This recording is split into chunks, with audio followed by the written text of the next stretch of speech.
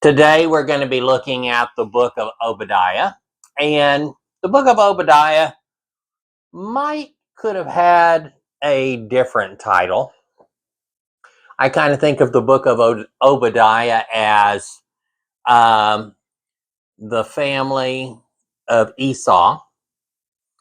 When we look at Esau, who was the brother of Jacob, remember they were twins, Jacob and Esau became the father of the Edomites. Esau was also called Edom, which I think loosely translates to red. So maybe he was kind of a ruddy fellow. He was an outdoorsman, was ruddy and hairy. And when we look at the old stories of Jacob and Esau, going back into the story of Jacob and Esau in Genesis, we see a lot of that. I made a few notes here on Obadiah. Really, when I look at Obadiah and we focus on Edom, the Edomites, Esau, sometimes we get a little maybe I don't want to say misguided, or we sometimes come away with the wrong impressions when we're reading some of the Old Testament stories. You probably have heard the expression, there are three sides to every story. Their story, and the true story. And it's not that each person is telling lies, although sometimes people do, but this person tells a story from their perspective. This person tells a story from their perspective. And somewhere in the middle is the actual truth, which really does contain the perspective of both people. And when we read the Old Testament stories, we're really only getting the perspective of the people telling the story, which would be the Israelites. Let me give you an example. If we wanted to hear the story of the Trump presidency, if you only heard that story from Trump, you're only getting Trump's perspective. You're not getting non-Trump perspectives, and you're for sure not getting the truth. If you wanted to hear the story of the war in Ukraine right now, if you only heard from Putin, the Russian perspective, you're not going to get the exact truth. And since we're talking about Israel, let's talk about the war in Israel right now. If you only hear the story from Netanyahu, you're not getting the full story. You're getting Netanyahu's perspective, not even from his side or Israel's side, but the information that he wants you to get. And we're not getting the truth or the whole story. And same thing when we're reading the story about the descendants of Esau, which would be the nation of Edom or the Edomites. We might ought to be careful, because we need to realize, who are we hearing about the Edomites from? We're not hearing the Edomites sharing their story. We're only hearing from the descendants of Esau's brother and their telling of their story. Now, when we read in Obadiah, we find some things. We find where when Babylon took over the kingdom of Judah, remember the kingdom of Israel had already fallen to Assyria. Then Babylon actually then took over Assyria, which got the northern kingdoms of Israel. But the southern kingdoms of Judah were taken over by Babylon. Now, if we read Obadiah and we take it literally, it kind of sounds like Babylon needed the help of the Edomites in order to capture Judah.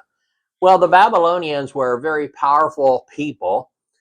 They had taken over Assyria, which, with Assyria already taking over Israel and other places, Assyria was a quite large, powerful foe.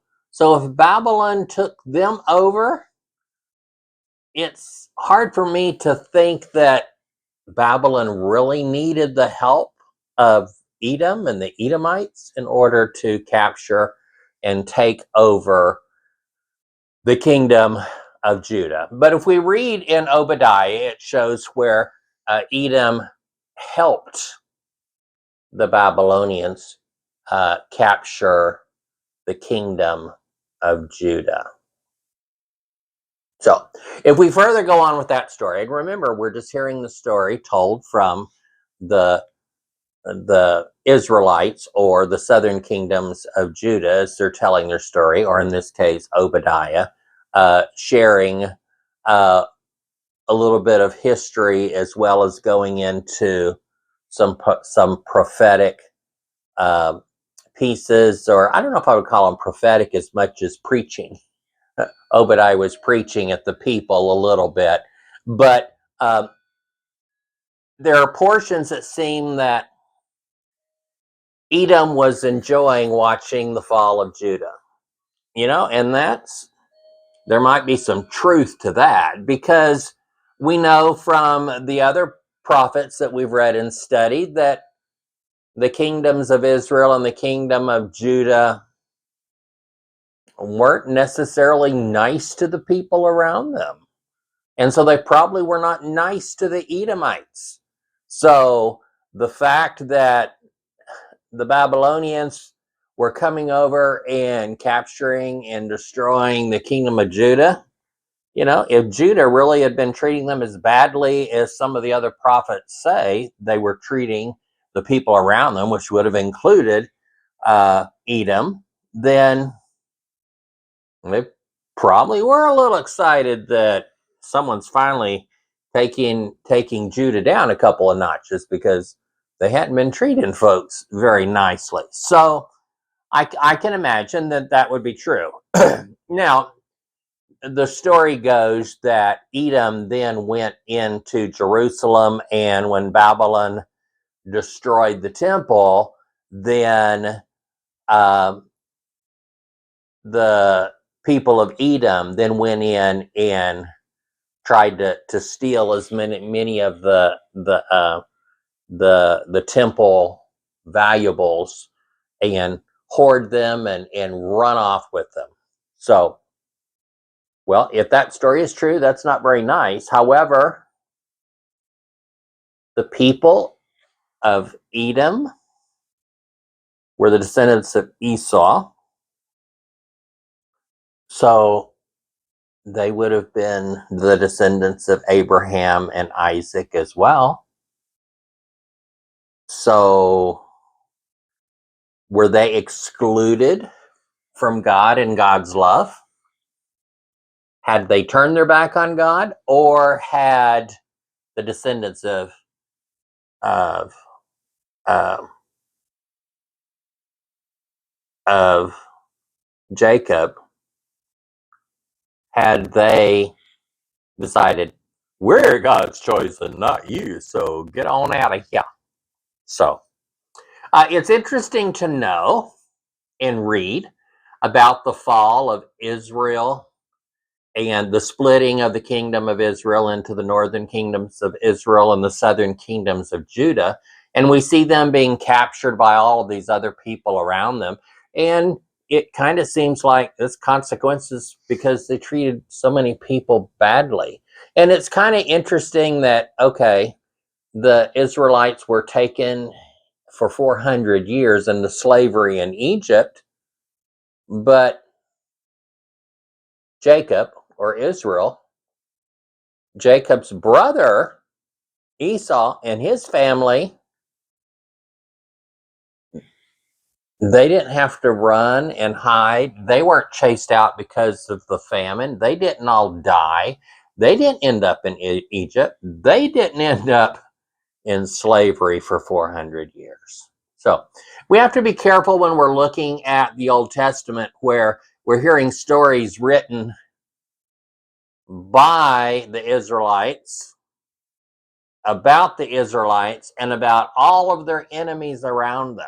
And it's important to know that these people they're classifying as their enemies, in many cases, were their actual relatives.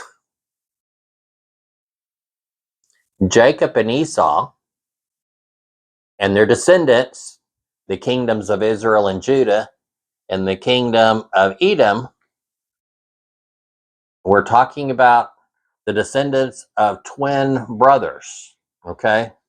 So we want to make sure that we get that, make sure that's understood. Now, if we fast forward, and we're not into the New Testament yet, but when we get into the New Testament, when we fast forward and we hear the stories about this terrible King Herod, and King Herod, the evidence from the stories we read, there again, the stories are written by people from one side. We're not hearing the stories from King Herod, although I would tend to believe that King Herod was a pretty terrible person. But King Herod was believed to be a descendant of Edom. So King Herod was actually, well, we don't call him an Israelite, but Israel and Edom were twin brothers. Jacob and Esau, they were twin brothers. So they really are the same family. And so when we get into King Herod as being a descendant, that's kind of important. Now, if we take everything that Obadiah has to say about the the kingdom of Edom, the Edomites, these descendants of Esau, if all of that is exactly true the way it really was, then the lesson and the message for us today is that just remaining silent doesn't make you innocent. So if the people of Edom are just saying, come on, Babylon, come on, get those people, the kingdom of Judah, get them on out of here. And then when you tear down the temple, we're going to go and get the good stuff. Okay, so that's just being silent, letting stuff happen, or maybe even worse, if you're helping the bad stuff happen, that doesn't mean you're innocent.